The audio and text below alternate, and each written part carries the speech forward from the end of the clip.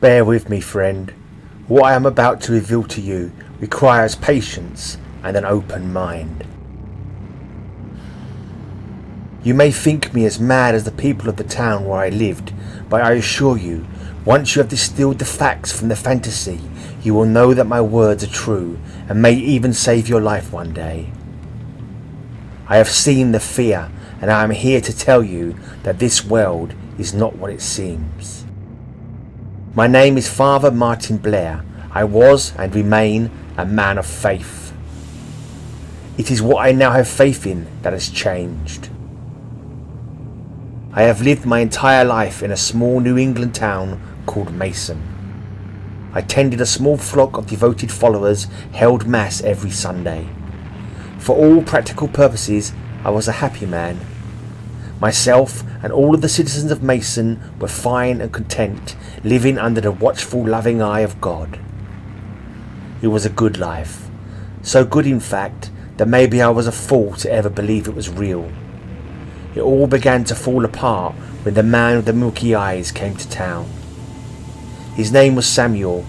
He came to Mason in the fall of 1913. He was blind, and his eyes had a milky coating like mould grown over them. Being the town holy man, I greeted the awkward stranger with open arms and welcomed him into my flock. There were many unusual things about Samuel. For a blind man, he seemed to look about more than one would think. He did not speak often, but when he did, he would say the strangest things. Instead of God, he would say gods, and when I corrected him, he would shake his head and tell me that I did not know what the world truly was.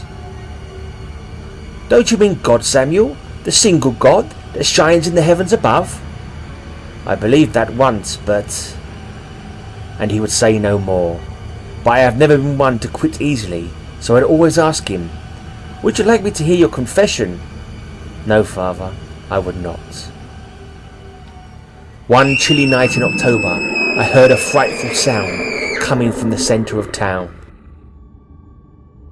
I rose from my bed and ran into the streets wearing only a robe, as did many citizens who heard the cries that night. And what we discovered was almost too horrible to bear. They were not your children anymore. They were disciples of the great old ones. Samuel was arrested and without trial sentenced to hang the next day, despite my appeal to the townsfolk. They wanted no trial. Samuel had been caught with the blood of children on his hands, and for that alone he should die.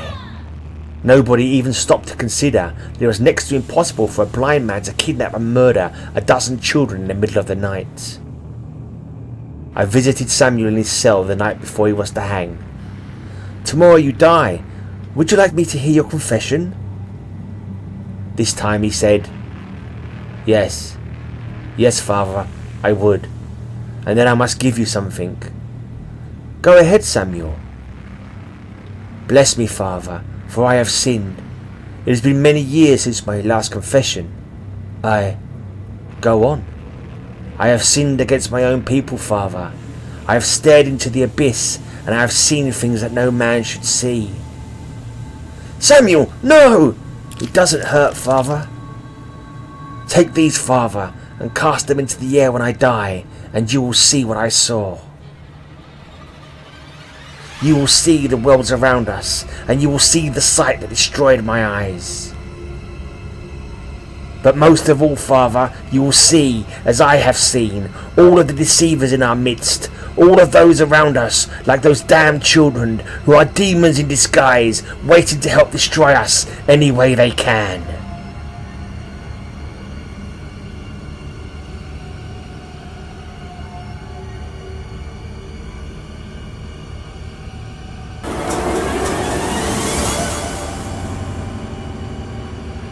That Sunday, I have seen things that no man should ever see.